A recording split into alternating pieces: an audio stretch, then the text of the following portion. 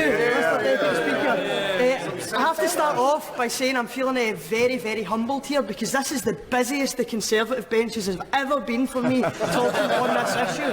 Now, just to start off, unfortunately I have to start off on quite a negative point, because, as the Honourable lady earlier on said, I wasn't sure where she was from, she's no longer in her space, said, when a Member of Parliament finds themselves being criticised continually for their point of view, whether that be Twitter or meeting people on the street or at surgeries, the response to that should be to go away and reflect and think whether you're actually in the right position and whether you have the correct opinion. You don't turn round and call an entire fantastic intellectual campaign hate-filled. You don't accuse them of having a hate campaign. You listen to them and you form your views. Now, we have debated this now, I believe, 5 times. This is the 5th time that I'm speaking on this. But I think it's important just to reflect back to how we've ended up in this position. Now, it's nearly a year ago today that I stood pretty much about this spot, and I argued for the WASPI campaign, and I argued that this problem was happening, and I explained how it had come about, and I tried to give the government the benefit of the doubt. And we said that you have to accept the government has messed up, you have to accept that problems have been created and that you have to come up with something. Now, it is truly an embarrassment to this House that we are still waiting on a government plan as to how they can make this better. Now, we went away, the SNP, we went away and we paid our own money to get a constructive report made. Now, we could easily have said, get rid of the 95 Act altogether. We could have said a million and one things, but instead we went away and found credible economists. We went away and put together a cracking report, and we tried to build a bridge over which all parties in this House can cross. But instead, well, hold on. If the Minister wants to make an intervention, I'm more than happy to take it. Until then, I suggest he listens. Now, when we put forward this report to the government to listen to, what was the response that we received? At the Westminster Hall debate a couple of weeks back, the Minister said the government's position is very clear. This was not a contract. State pensions are technically a benefit. Now, this utterly pathetic response shows exactly that this government is determined to wriggle out of its responsibility to these women. The government, and the member up the back said earlier on that we now say to women that you have to pay in 35 years national insurance and that's how you're entitled to your pension. These women that we're talking about have paid in 40 years, 45 years, some of them 50 years, and yet we're being told that they're still not entitled to their pension. Now, the government are refusing to pay women what they're owed, and I'm sure that is something that the 2.6 million women will remember the next time they find themselves standing at a ballot box in an election. And the honourable member for Weaver Vale said earlier on that Germany put forward these changes in 2009, so what's the problem with us doing it in 2011?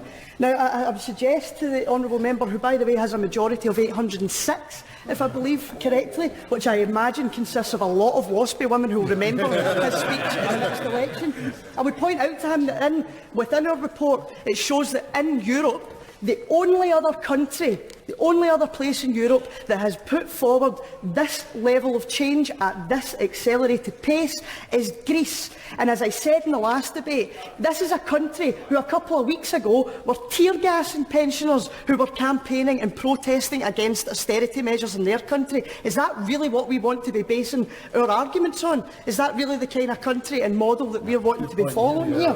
Now, this has been said a million and one times in this debate, and I've been biting my tongue the whole way through it, but the incredible hypocrisy and lack of knowledge on these benches, and I was going to say on the Conservative benches, but now unfortunately I have to add the Shadow Minister of Labour to this as well. Scotland does not have the power over pensions. Anyone who wants to dispute that, I suggest they go get the Scotland Act, go to section 28, and you will see that out of all the reserved matters that we are entitled to top up, pensions is not included. Now, the other thing that I would want to add to that is that, see, even if we did have the power, to create pensions and to look about and fix pensions, I tell you something, And I think I speak for my colleagues, not just in this chamber, but up the road as well. We are sick to the back teeth of paying and using taxpayers' money to fill all the holes that this government creates. A government with policies that we have never voted for in Scotland, that we actively rejected in the general election. We cannot be expected to plug every single hole that this government creates with their shambolic policies. Now, the government has said that, as the honourable member beside me alluded to earlier on, that the government now says that they will never make changes to pensions unless people have are within 10 years of reaching it. Now, how can you justify that position but not do anything for these women who are being told that they have to wait 6, 7 years in order to get their pensions? Now, the honourable member for Bexhill and Battle was saying that, well, first of all, he said that this wasn't in our manifesto. If he goes to the 2016 manifesto of the Scottish elections, page 21, it says that we support WASPI. But second of all, he says that this is bigger. He says that he's voting against us tonight because this is about the younger generations, people in their 20s and 30s. I'm included in that category, funnily enough. And I have to say that this is bigger than just the WASPI generation, because I want to know that when I'm paying national insurance and throughout my working lifetime, that I'm not going to be shafted at the last hurdle, that I'm not going to be told at the last minute that the goalposts are moving. This is bigger. This is about the government setting a precedent that pensions can change, be all, end all, anywhere at any time, and that is not a healthy position for any government to have. Now, this is actually an issue that's bigger than WASPI altogether, because the justification for this change is that we don't have enough money. This is about austerity. But the thing is that austerity is so... it is women that suffer under austerity. That's what the reality is. No matter whether it be pensioners, whether it be single mothers, whether it be young women, it is always women that bear the brunt of this austerity. Yes. On affordability, is it not the case that government can look at revisiting the 20 billion of tax giveaways in the last budget, 8.5 billion corporation tax, 5.5 billion capital gains and inheritance tax, higher tax threshold relief? That government can revisit things this forthcoming spring budget. I think the honourable member has made the point very eloquently there. But the director of the Women's Budget Group, who have done tremendous work, and I would urge the ministers to go away and have a look at this and see the impact that they're having on women's lives because of their detrimental policies. But the director said, "We've known for some time that the poorest households and women have shouldered the greatest burden of austerity measures. In fact, 85% of the burden is forecast to fall on women by 2020. These women are not unfortunate casualties. They are not people who just happen to get unlucky. This government cannot claim ignorance. They cannot plead innocence and not having any idea of the impact that they're about to have on people's lives. These women, for whatever reason, are suffering under Conservative policies for no other crime than the fact that they are female and they are poor. That is the reality of what this government is doing." Now, the legacy that this government is putting forward is absolutely shambolic, and no amount of sympathy from honourable members, no amount of flowery words is going to pay bills for people. It's not going to move things forward. It's not going to make sure that your citizens are living a good, high-quality standard of life. Now, the idea that this £8 billion spread across 5 years that our report brings forward is the idea that it's not affordable is an absolute joke. The National Insurance Fund, as we have said multiple times, is going to be sitting at a surplus of £30 billion. Now, when that figure is disputed by the benches opposite, it's worth pointing out that this is going by the government's own actuary department. These are government figures. Now, in every one of these debates, just to finish up, I have said every time that politics is about choice, and I've lambasted the government for choosing to bomb Syria instead of paying pensions. I've lambasted them for spending billions on Trident. I've had a go at them for doing up this Palace of Westminster for £7 billion, which, funnily enough, we can afford. And I understand that sometimes that can get quite dull, you know, when politicians repeat things again and again, but we've now got a new one. We can now also afford to pay up for the Queen's House. We can now find the money to refurbish Buckingham Palace. So my question to the Minister would be this: are we going to be doing up Downing Street anytime soon? Are there any other houses filled with millionaires that need to be done up, that need a lick of paint? Because it's a ridiculous notion that we can afford to fork out money for palaces, literal palaces like this in Buckingham Palace, but we can't pay pensions. It's a joke. Now, our job in here is to represent. Our job is to maintain democracy, to make sure that people watching at home feel as though they've got a voice, to make sure that they feel there's people listening and standing up for them. To see when you see the quality of the debate that we've just sat through, no wonder people are quite depressed and disillusioned with politics. We've debated this 5 times. We've had 240 petitions all across this House. People are affected by this. Now, every single person that handed in a petition has not just a professional duty, but a moral duty to walk through that lobby tonight and vote with us, because if they don't, as my waspy mother would say, hell slap it into the next election. Minister Harrington. Thank you, Mr Deputy Speaker. Well, Mr Deputy Speaker, I've been to quite a few Opposition Day debates in my 6.5 years here, Mr Deputy Speaker, but I've never known an Opposition Day debate when the party that brought the motion forward, there were no backbench speeches from them. I found that very sad. I do apologise to the honourable lady. One. But that does not mean that we haven't heard extensively from the honourable gentleman for Ross, Lochaber and Skye, who opened the debate.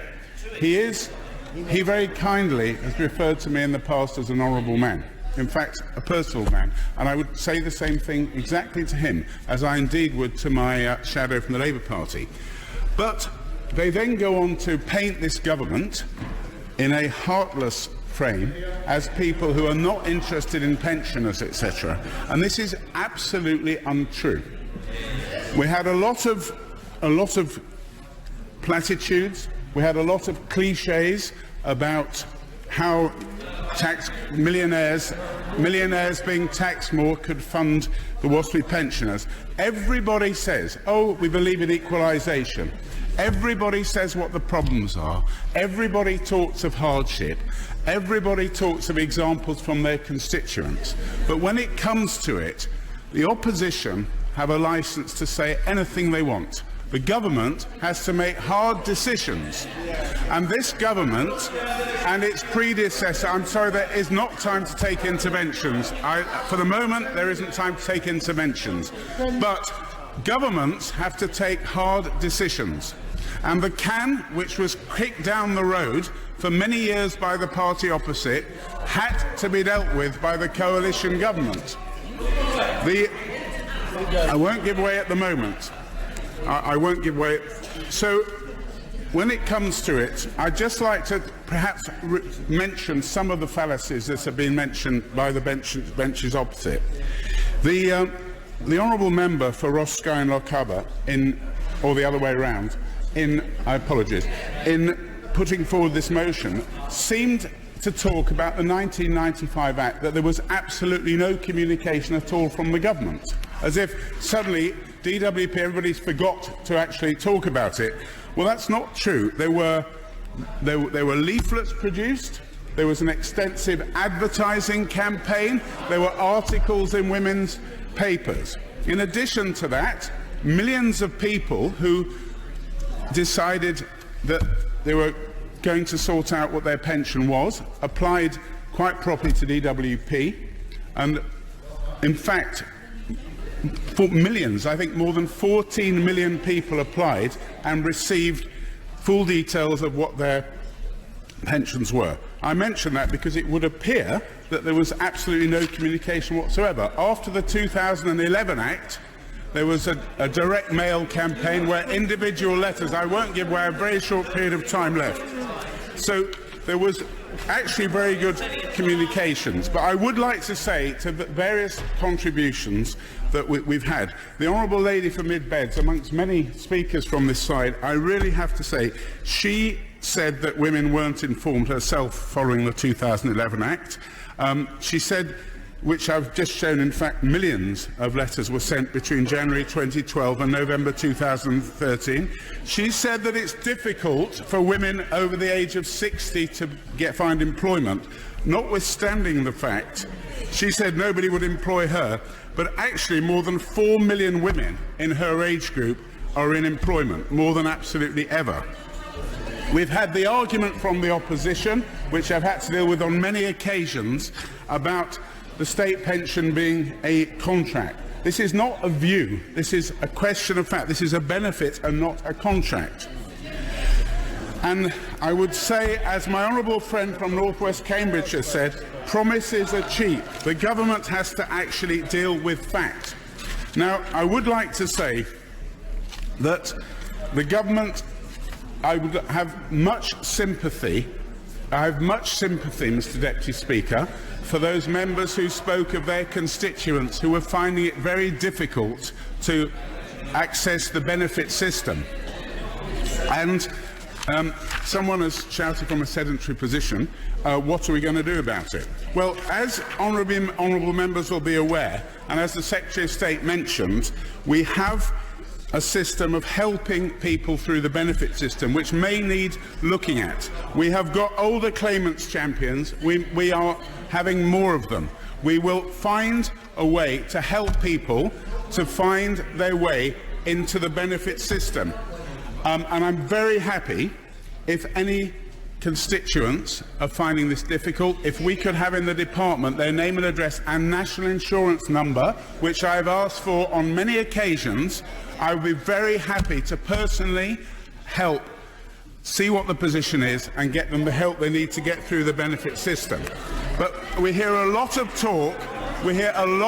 talk from honourable members about their constituents, but the actual factual details I get are few and far between. I'd like to particularly, if I could move on to the famous economic report from the Scots Nat Party. I mean, I must commend the member for Gloucester who described it as irresponsible and inaccurate. Irresponsible and inaccurate. I really couldn't have put it better myself, because it is, as my honourable friend from Cambridgeshire said, it's raising false hopes. It's saying to our constituents that this is a small problem that can quite easily be dealt with. Even I'd remind honourable members that even the SNP cost this at £8 billion, and the department, as I have written to him, the department has assessed this at nearer £30 billion. We've looked at every alternative. We've looked at more than 25 options that have been mentioned to us. More than 25 options that have been mentioned to us about the WASPs, and there simply is not a viable option, either because of cost, complexity or practicality. The luxury of opposition, Mr Deputy Speaker, the luxury of opposition, Mr Deputy Speaker, is promising everybody money without having to consider how to pay it. Now, I view this as very irresponsible. I'll take one intervention from the honourable gentleman. I am grateful, and I must say to the House that the figures in this report, which have been produced by Landman Economics, are based on the IPPR model, which has been tried and tested. And it really ill-defines us as a House to reduce these economists that have produced these figures based on the Pensions model. And finally, when we had the debate 2 weeks ago, the Minister said the cost was £14 billion. How come we've gone from 14 to 30 billion? It's the government's figures that don't make any... Minister. I must apologise to the honourable gentleman. I couldn't hear the end bit of what he said because of the noise.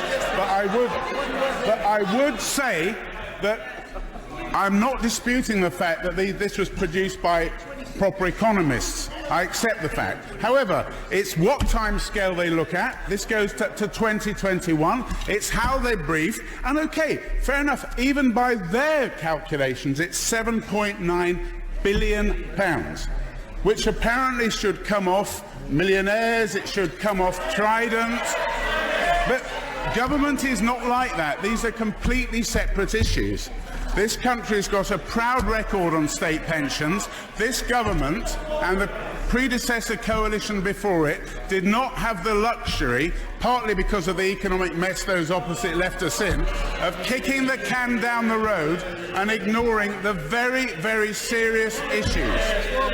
But we do believe that the benefit system is available. If people aren't having access to it who should, we will help them. And I do give that undertaking to look at every way that the benefit system can be used to help people who are in difficulty.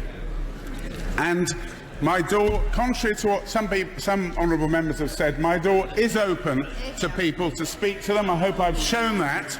And I do believe that this government believes, we all believe that we're here. I took the job to help pensioners, not to not help pensioners. And I feel some of the irresponsibility that's been used, implying that the...